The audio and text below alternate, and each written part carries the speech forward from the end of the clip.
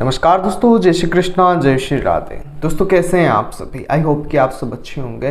दोस्तों आज की इस वीडियो में हम चर्चा करेंगे मेष लग्न की कुंडली में शुक्रदेव जब अलग अलग भावों में विराजमान होंगे तब आपके लिए क्या अच्छी चीजें होगी और आपके लिए क्या बुरी चीजें होने वाली है, ये आज की इस वीडियो में हम चर्चा करेंगे। देखते रहिएगा इस वीडियो को, बने रहेगा मेरे साथ। मेरा नाम है विशाल और आप देख रहे हैं एस्ट्रोविश यूट्यूब चैनल। सब्सक्राइब कीजिए एस्ट्रोविश यूट्यूब चैनल को और बेल आइकन को प्रेस कीजिए जिससे कि मेरे द्वारा अपलोड की हुई सारी यूट्यूब वीडियोस का नोटिफिकेशन आपको मिलता रहे। आप देख रहे हैं world's number 1 free astrology service Astrovish YouTube channel. दोस्तों वीडियो शुरू करने से पहले आपको कुछ मैं जानकारी देना चाहता हूँ मेष लग्न शुक्रदेव के बारे में। यहाँ पर मेष लग्न की कुंडली, अगर आपकी कुंडली के फर्स्ट हाउस में 1 नंबर लिखा है तो आप मेष लग्न के जातक होते हैं। यहाँ पर मेष लग्न में शुक्रदेव को मंगल देव ने क्या दिया? शुक्रदेव को मंगल देव ने सेकंड हाउस जो होता है धन, कुटुंब और वाणी, और उसके बाद 7वां घर जो होता है दाम्पत्य जीवन का, 7वां घर होता है आपके डेली इनकम सोर्स, पार्टनरशिप का, आपकी व्यापार का घर, उसके स्वामी शुक्रदेव को बनाया गया। शुक्रदेव और मंगल देव दोनों ही एक दूसरे से दुश्मनी रखते हैं और यहाँ पर शुक्रदेव मेष लग्न की कुंडली में मारक प्लेनेट होते हैं।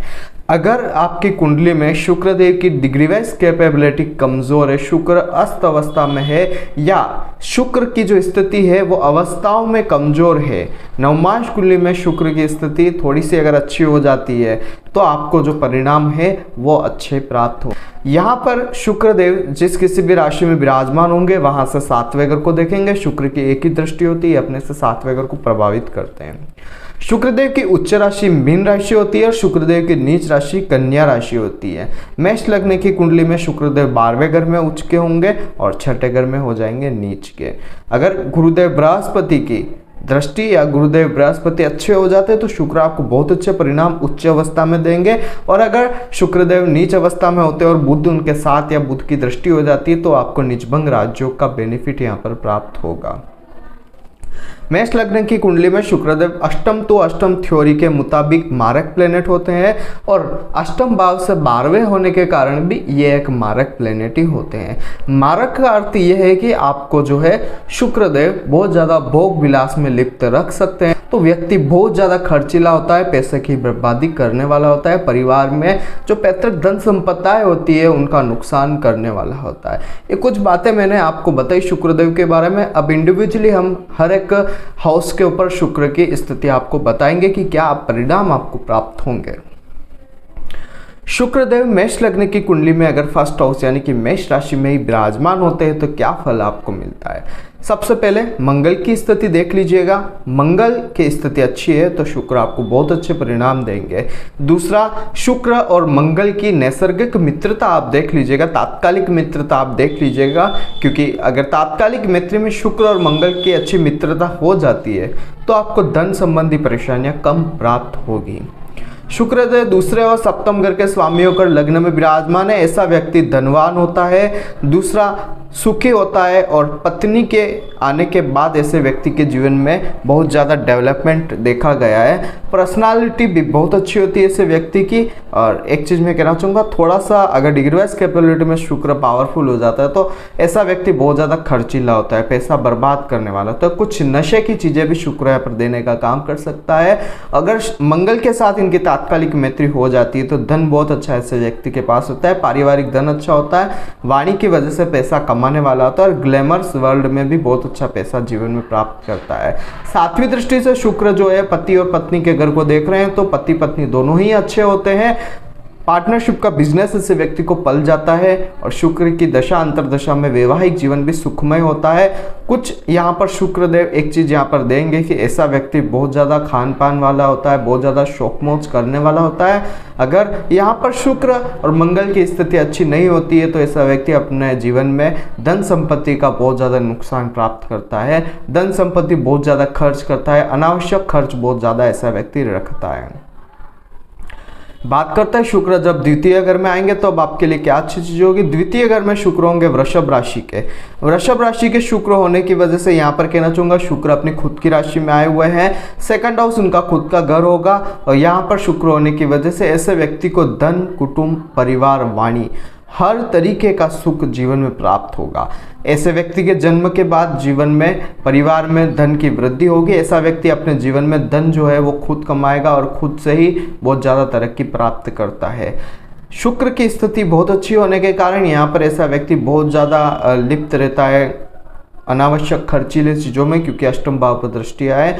अपने शारीरिक शुक्र को भी ऐसा व्यक्ति बहुत ज़्यादा नष्ट करता है। जितना ऐश्वर्य जीवन में करता है उसका नुकसान थोड़ा सा ज़्यादा बढ़ता ही जाता है। अष्टम भाव पर जो दृष्टि जा रही है यहाँ पर वृश्चिक राशि आती है, तो कुछ परेशानियां यहाँ पर ऐसे व्यक्ति को जलीय चीज़ों से ज़्यादा रहती है। वाणी ऐसे व्यक्ति की मधुरी रहती है। आठवें भाव पर दृष्टि होने से हर काम में जो रुकावटें आती है वो बहुत ज़्यादा शुक्र की महादशा अंतर्दशा में परेशान ज़्यादा करती है।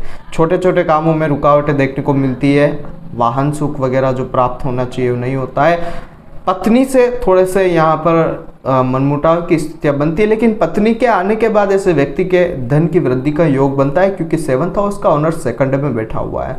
धन वृद्धि का योग बनता है। पत्नी अपने साथ बहुत ज़्यादा धन लेके आ सकती है, या पति बहुत ज़्यादा धनवान प्राप्त हो सकता है। ये एक अच्छी चीज़ यहाँ पर शुक्र देने का काम करते हैं।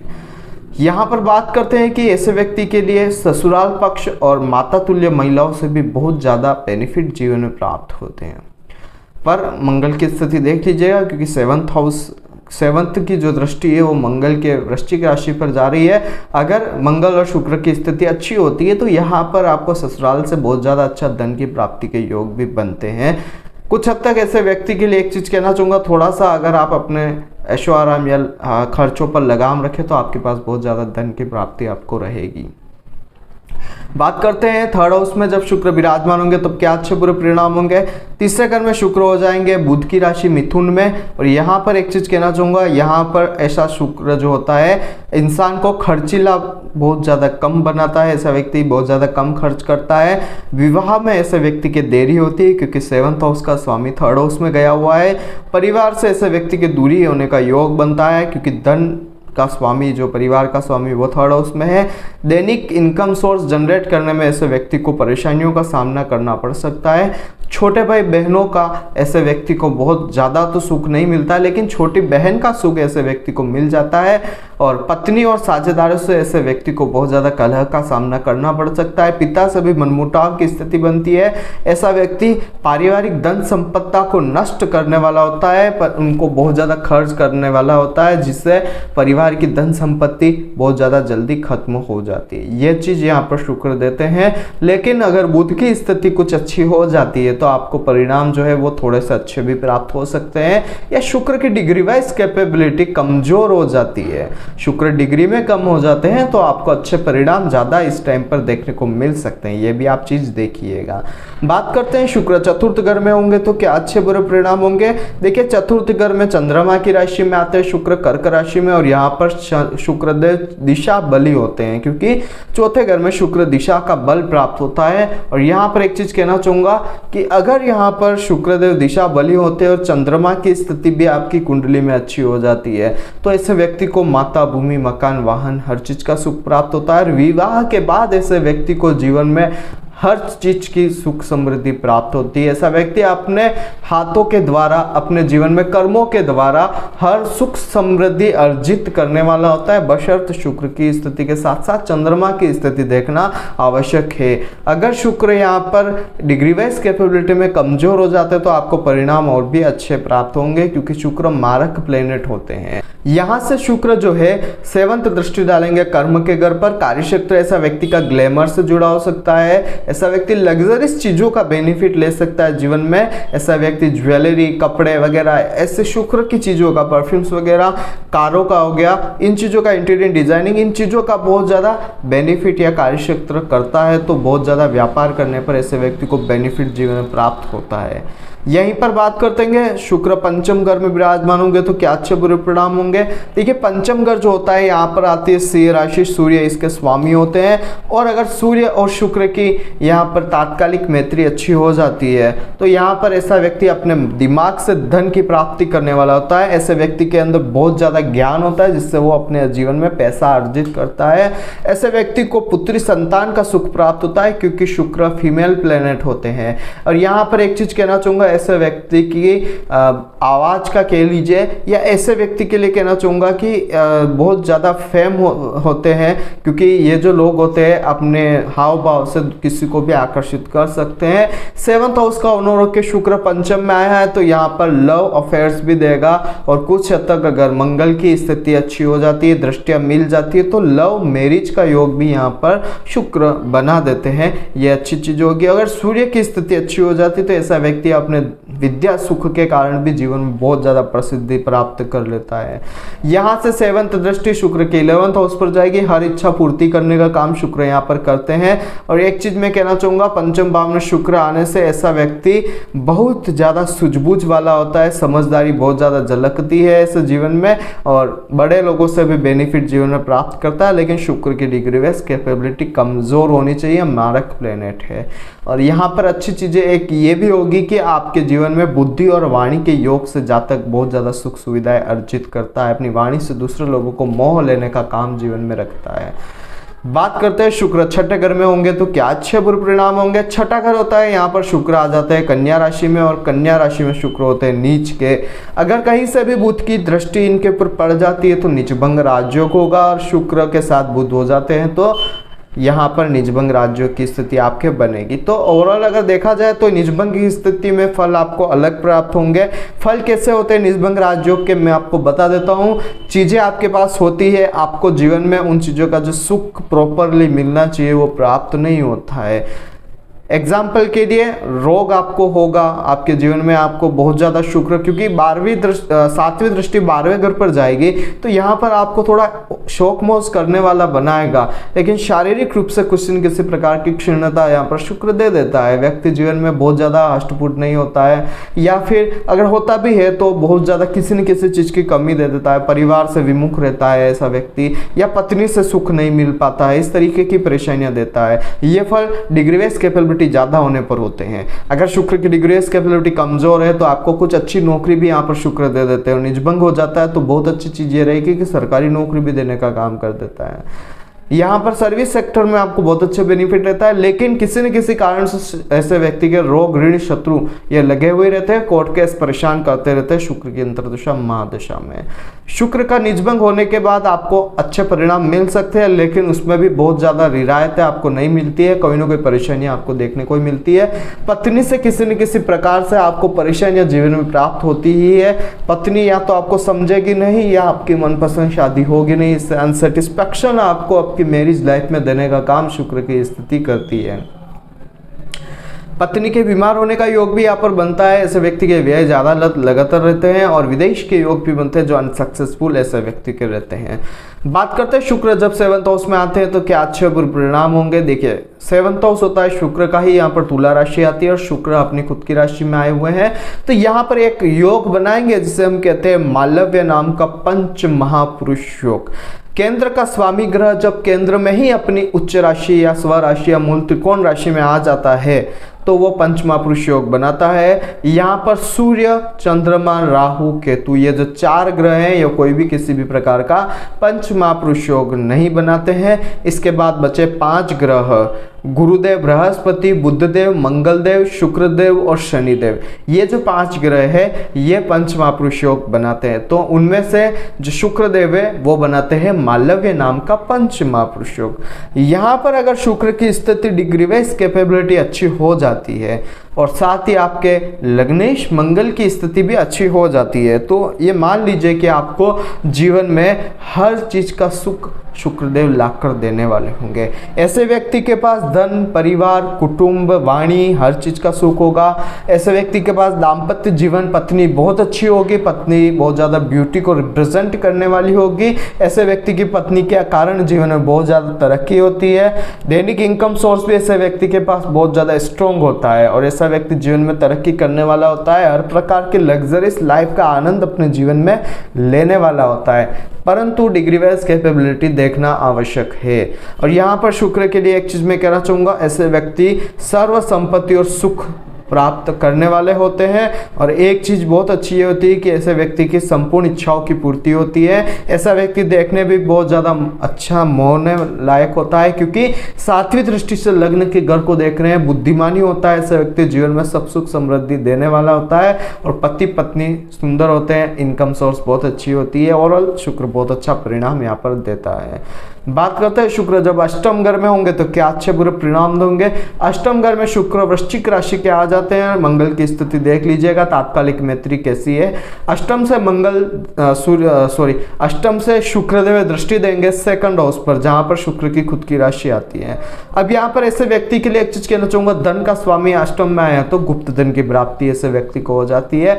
कुछ हद तक ऐसा व्यक्ति एमसेक सट्टेबाजी से पैसा कमाता है, आध्यात्मिक सोर्स भी उसके पास रहते हैं, कुछ ओकुट साइंस से पैसा भी कमाने का काम होता है। भोग विलास में ऐसा व्यक्ति बहुत ज्यादा पैसा खर्च करता है। ऐसा व्यक्ति नशे की आदत भी अपने जीवन में रख सकता है। शारीरिक शुक्र का नाश भी ऐसा व्यक्ति जीवन में बहुत ज्यादा करता है। ऐसे व्यक्ति के परिवार में धन का अभाव भी रहता है। दाम्पत्य जीवन ऐसे व्यक्ति का सुखमय नहीं रहता है। अगर यहाँ पर डिग्री वाइज कैपेबिलिटी कमजोर हो जाती तो फल अच्छे मिलने के लायक हो सकता है, लेकिन अगर डिग्री वाइज कैपेबिलिटी ज्यादा हो जाती है शुक्र की, क्योंकि अष्टम घर है, और अगर यहाँ पर शुक्र पावरफुल हो गया तो आपको जीवन में बहुत ज्यादा नुकसान देने का काम कर सकता है। पत्नी के साथ कभी रिश्ते अच्छे नहीं रहेंगे, पत्नी से लड़ाई झगड़े देने का काम कर देता है। तो ये कुछ यहाँ पर आपको चीजें देखनी होती है। और धन भाव पर दृष्टि है तो व्यक्ति पैसा बहुत ज्यादा अपनी इनकम सोर्स से या अपना जो संचित धन है उसको बहुत ज्यादा बर्बाद कर लेता है जीवन में, ऐश्वर्य लग्जरी लाइफ, या फिर बहुत ज्यादा खर्च होता है ऐसा व्यक्ति सट्टेबाजी में पैसे को,